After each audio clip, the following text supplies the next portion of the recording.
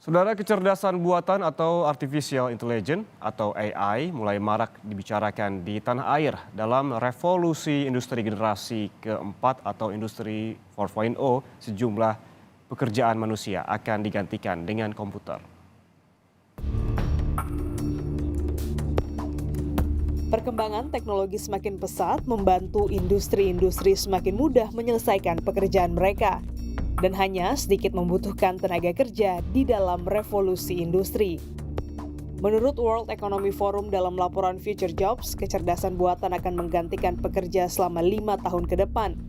Sebanyak 83 juta pekerjaan menghilang hingga 2027 mendatang yang dipengaruhi perkembangan teknologi AI.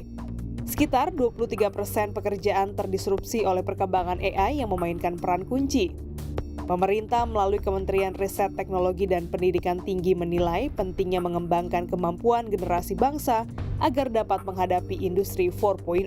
Hanya saja dibutuhkan kreativitas, keberanian, inovasi, dan bisa menciptakan lapangan-lapangan pekerjaan baru tadi. Kemampuan berpikir kritis, bernalar kritis, kemampuan untuk logika yang kuat, kemampuan mathematical thinking, kemampuan matematika, kemudian ya tentu kreativitas yang didasarkan pada kemampuan bernalar kritis tadi, serta problem solving dengan kompleksitas yang semakin tinggi pula.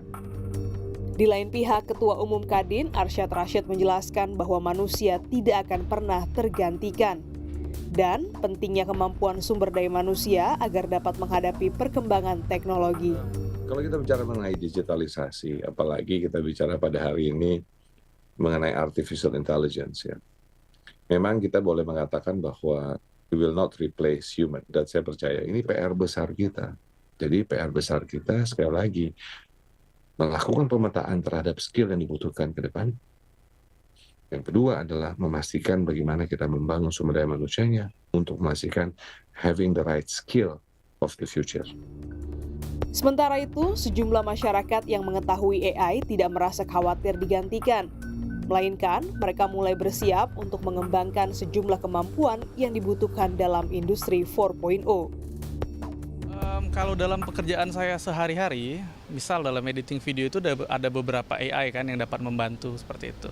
Nah sebenarnya sih dalam perkembangan saat ini, sepemahaman saya dan sepengetahuan saya sih, saya rasa AI ini masih cukup membantu gitu dan sangat membantu malah untuk mempercepat beberapa proses editing. Untuk antisipasinya tentunya hal-hal kayak gini gak bisa dinafikan ya. Tentunya perkembangan teknologi akan terus berganti dan semakin maju. Mungkin antisipasinya yaitu dengan cara aware sama perubahan yang ada dan aku bisa memaksimalkan kemajuan teknologi itu untuk juga mendukung pekerjaanku. Jadi lebih aware dan juga memanfaatkan perkembangan-perkembangan itu. Ya, kita harus bersiap diri menghadapi tantangan-tantangan itu. Salah satunya ya kita harus upgrade skill ataupun kemudian juga kita harus justru menggunakan teknologi itu. Siapa tahu teknologi itu juga bisa membantu pekerjaan kita ke depannya dan juga akhirnya kita bisa mengimplementasikan teknologi-teknologi tersebut dalam pekerjaan kita. Sementara itu, pengembangan AI membuat sejumlah perusahaan melakukan pemutusan hubungan kerja atau PHK di Amerika. Seperti Google, melakukan perampingan karyawan sebanyak 6% atau 12.000 orang demi mengembangkan AI. Sejumlah perusahaan besar yang memanfaatkan teknologi seperti Amazon, Meta, IBM, dan Microsoft juga berniat merampingkan para pekerja. Dampak dari pengembangan kecerdasan buatan tersebut telah menyasar puluhan ribu pekerja di negeri Paman Sam.